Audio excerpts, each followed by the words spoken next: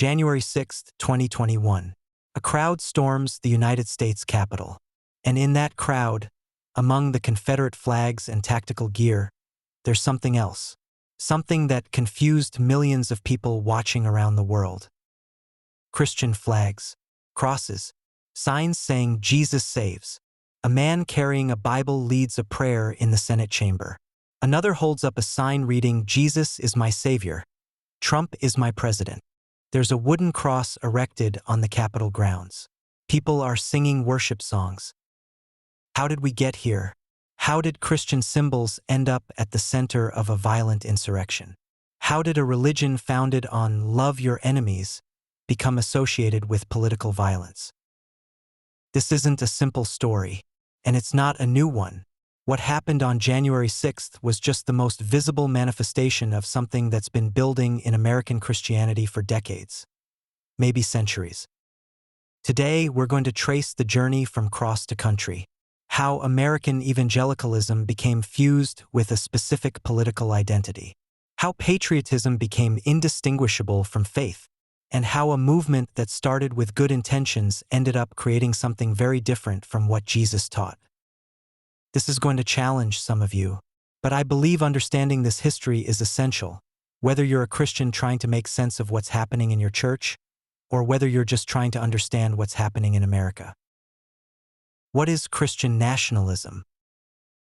First, let's define our terms, because there's confusion about what Christian nationalism actually means.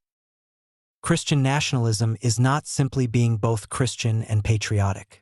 It's not singing the national anthem in church or praying for your country. Christian nationalism is a political ideology that says America was founded as a Christian nation, should be governed by Christian principles as interpreted by a specific group, and that real Americans are Christian Americans. It fuses religious and national identity so completely that they become inseparable. Here are the core beliefs. The belief that America has a special covenant with God, similar to ancient Israel. The conviction that America was founded as an explicitly Christian nation by Christian founders. The belief that American law should be based on a particular interpretation of Christian values. The idea that religious freedom primarily means freedom for Christians, not religious pluralism. The belief that real Americans are Christians, making other religions fundamentally un-American. The conviction that America's success depends on maintaining its Christian identity, and that we're in a spiritual war to preserve it. Now, here's what's crucial. This isn't just conservative Christianity. Plenty of conservative Christians reject Christian nationalism. It's specifically about fusing faith and national identity in a way that makes them inseparable. Sociologists Andrew Whitehead and Samuel Perry found that Christian nationalism is the strongest predictor of whether someone believes America should be declared a Christian nation and whether they view cultural diversity as a threat. And here's what shocked researchers. Christian nationalism is a better predictor of these political views than how often someone attends church, how literally they interpret the Bible, or even which denomination they belong to. In other words, Christian nationalism isn't primarily about theology. It's about identity. It's about who belongs and who doesn't. It's about power. The founding myth: were the founders Christian? One core claim of Christian nationalism is that America was founded as a Christian nation by Christian founders who intended to create a Christian government. This narrative is taught in many Christian schools and believed by millions, but historians have a much more complicated answer. Yes, many founders were influenced by Christianity, but were they trying to create a Christian nation? The evidence suggests otherwise. Thomas Jefferson literally created his own version of the Bible by cutting out all the supernatural elements. He kept Jesus' moral teachings but removed everything he considered superstition. Not exactly an evangelical Christian. Benjamin Franklin was a deist who attended different churches for their entertainment value.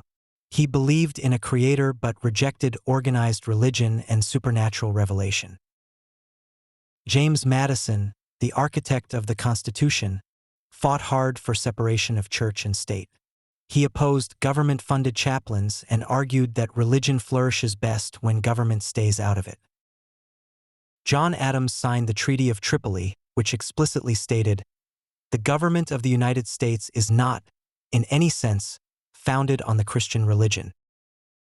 They were deeply influenced by Enlightenment thinking that emphasized reason, natural law, and religious pluralism. They had just escaped from European nations where state churches had caused religious warfare for centuries. They didn't want that in America. So they created a government with no religious test for office and a First Amendment guaranteeing both free exercise of religion and no establishment of religion. The Constitution doesn't mention God except in the date.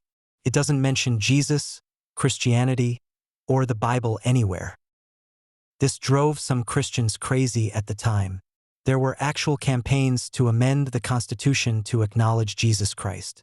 All failed. So if America wasn't founded as a Christian nation in any legal sense, where does that narrative come from? The first wave: manifest destiny and Protestant identity.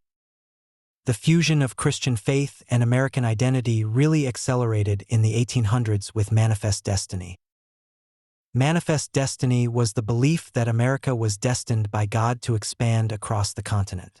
It was used to justify the forced removal of Native Americans, the Mexican-American War, and westward expansion.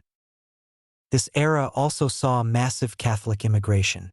In response, a form of Protestant nationalism emerged that defined real Americans as white Protestants. The Know-Nothing Party of the 1850s was explicitly anti-Catholic and nativist. They believed Catholic immigrants were part of a papal conspiracy to undermine American democracy. This pattern, defining American identity in religious and racial terms, continued through Reconstruction and Jim Crow. Many white churches in the South used Christianity to defend slavery, then segregation.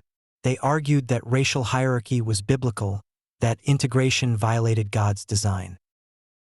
This is important context because it shows that fusing Christianity with a specific political and cultural identity isn't new. The second wave: the Cold War and Christian anti-communism. After World War II, Christianity became a weapon in the battle against godless communism. In 1954, "Under God" was added to the Pledge of Allegiance. In 1956, "In God We Trust" became the national motto. These weren't ancient traditions. They were Cold War political moves designed to distinguish America from the Soviet Union. Billy Graham, the most influential evangelical of the 20th century, explicitly linked Christianity with American patriotism and anti-communism. He had the ear of presidents from Eisenhower to Clinton. This era also saw the rise of fundamentalism as a distinct movement. Fundamentalists saw themselves as defending Christian America against secular threats. Communism, evolution, moral decay, feminism. But through the 1960s, most evangelicals were actually politically disengaged. They cared about personal salvation and evangelism, not politics. So what changed? The third wave: the religious right and the moral majority. The standard narrative says the religious right mobilized over Roe versus Wade in 1973. That's what many people believe, but historians have shown it's not quite accurate. In the late 1970s, the IRS started cracking down on segregated private Christian schools. These schools had tax-exempt status, and the IRS wanted to revoke it. This threat to segregated Christian schools is what actually mobilized evangelical political activism. Randall Ballmer, an evangelical historian, has documented this extensively. Abortion became the public face of evangelical politics because it was more morally defensible than fighting for segregated schools. But the infrastructure, the networks, the political machinery, it was built to defend white Christian institutions. Jerry Falwell founded the Moral Majority in 1979. The name itself is telling: moral majority.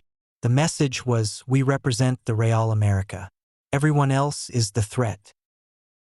Falwell partnered with Republican strategists to create a voting bloc. They told evangelicals that being Christian meant voting Republican. And it worked. Ronald Reagan courted evangelical voters heavily.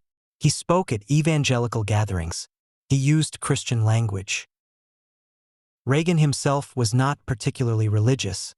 He rarely attended church as president. But he understood that evangelical voters were now a powerful political bloc.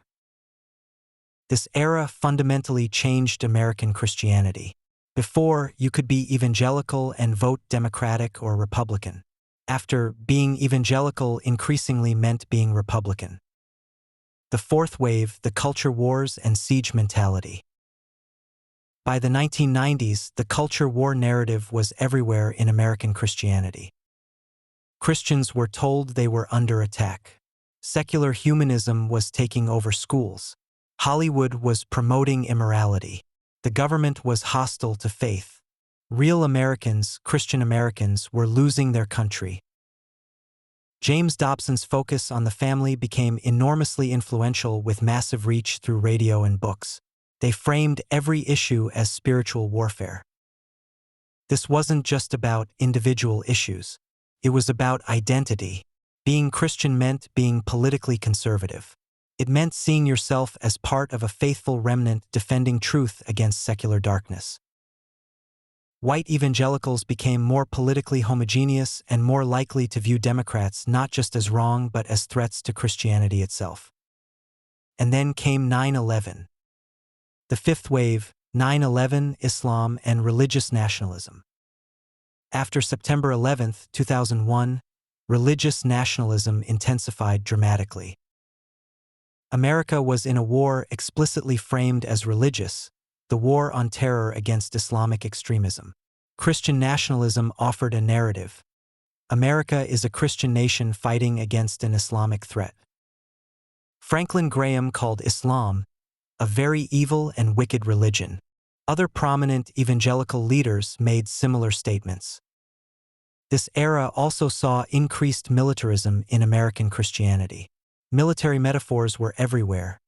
Spiritual warfare, being soldiers for Christ, fighting God's battles.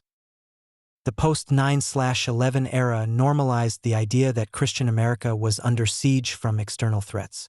That siege mentality would prove crucial in the next phase. The sixth wave, Obama, backlash, and the rise of Trumpism. When Barack Obama was elected in 2008, something broke in white evangelical America. The conspiracy theories started immediately. Obama was secretly Muslim. He wasn't born in America. He was a communist. He hated America. None of this was based in reality. Obama was a practicing Christian who spoke openly about his faith. But for many white evangelicals, having a black president with a Muslim-sounding name felt like proof that they were losing their country. The Tea Party movement emerged with strong Christian nationalist elements. Rally signs often featured crosses and Christian symbols. Then came the culture war battles of Obama's second term. Same-sex marriage became legal. The Affordable Care Act required contraception coverage. Christian conservatives felt increasingly embattled. They felt marginalized. And then Donald Trump came down that escalator. The Trump era, Christian nationalism goes mainstream. Here's what nobody predicted. White evangelicals would become Donald Trump's most loyal supporters. Trump was the least religious president in modern history. He couldn't name a favorite Bible verse. He was thrice married with a history of adultery and bragging about sexual assault. By any traditional Christian measure, Trump should have been unacceptable. But 81% of white evangelicals voted for him in 2016. And in 2020, that number barely budged. Why? Because Christian nationalism isn't primarily about Christian behavior. It's about Christian identity and power. Trump promised to protect Christian America. He said Merry Christmas again. He'd fight the liberals. He'd appoint conservative judges. He'd defend religious freedom, meaning Christian privilege. For Christian nationalists, Trump was like the Persian King Cyrus in the Bible, a flawed leader whom God used to protect his people. Character didn't matter. Only power mattered. The rhetoric escalated dramatically. Trump rallies featured Christian worship, prayers, prophecies declaring Trump God's chosen leader. Some preachers said criticizing Trump was like criticizing God's anointed. QAnon conspiracy theories spread rapidly in evangelical spaces, blending Christian apocalyptic thinking with political paranoia. By 2020, huge portions of white evangelicalism had become indistinguishable from Trumpism. And then came January 6th. January 6th, the violent expression of Christian nationalism. When the mob stormed the Capitol, the Christian symbolism was everywhere, and it wasn't accidental. The night before, there were prayer rallies where speakers declared that God wanted Trump to remain president, that the election was stolen by demonic forces. Jericho marches circled the Capitol, reenacting the biblical story where Israelites marched around Jericho before its walls fell.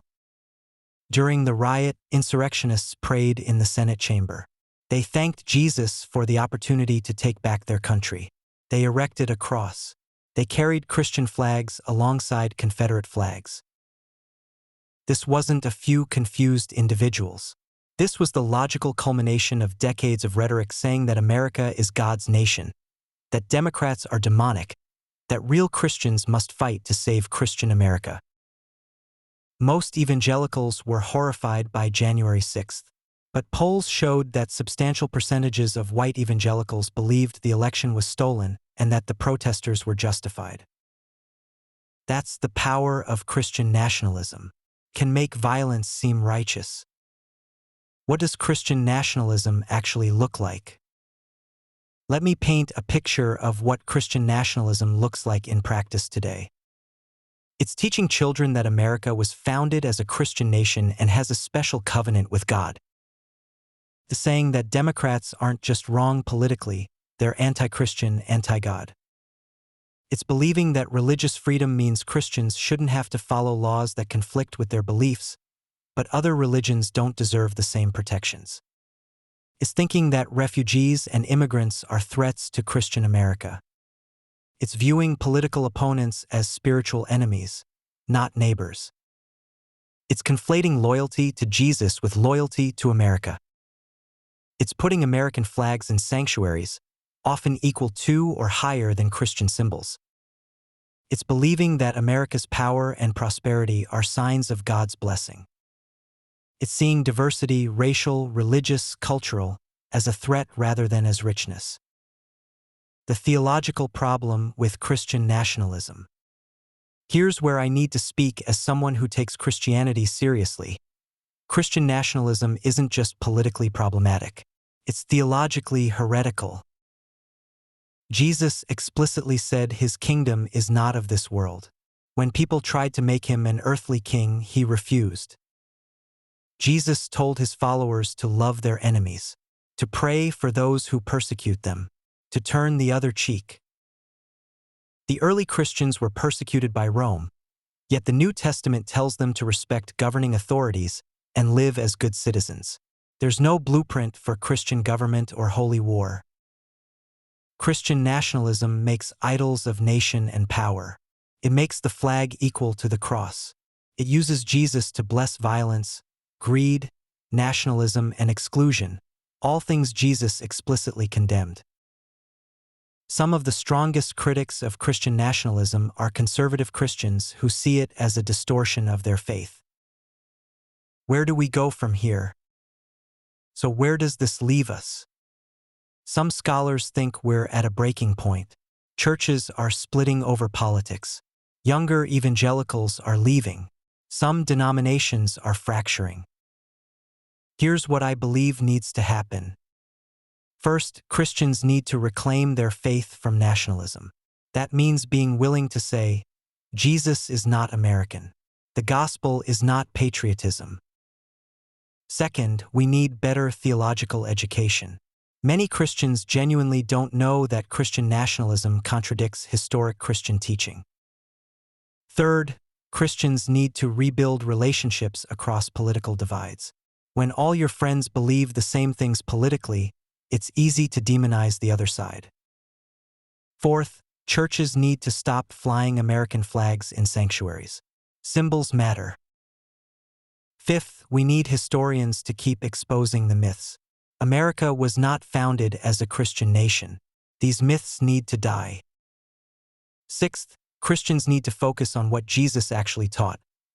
Love God, love your neighbor, care for the poor, welcome the stranger, make peace, show mercy. And finally, those watching from outside need to understand that Christian nationalism hurts Christians too. It's driving people away from faith. It's destroying churches. Conclusion. The fusion of cross and country didn't happen overnight. It's been building for generations. It accelerated with the Cold War, organized with the religious right, intensified after September 11th, and exploded under Trump.